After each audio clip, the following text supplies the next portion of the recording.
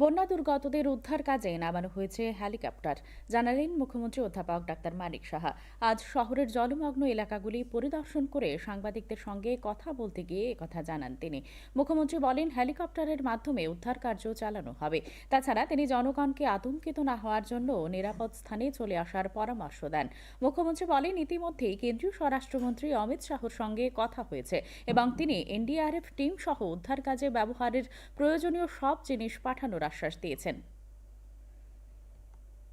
অবস্থা তো আগে হয়নি, আমি একটা কথাই বলবো, কেউ যেন আতঙ্কিত না হয়।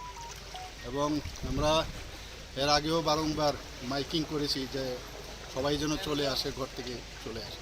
অমরপুরের অবস্থা একটু খুব বাজে অবস্থা সেখানে। তো আজকে সকালে আবার আমি মাননীয় হোম মিনিস্টারের সাথে কথা বললাম, উনি আশ্বস্ত করেছেন এবং উনি অনেকগুলো দুটো হেলিকপ্টার পাঠাচ্ছেন যাতে এয়ারলিফটিং করা যায়। তাছাড়া এনডিআরএফ টিম অনেকগুলো পাঠাচ্ছে। আর ভোটের কথা আমি বললাম, আবার যে আমাদের ভোটগুলো আছে সেগুলো তো একটু বাদে এগুলো সব পৌঁছে যাবে।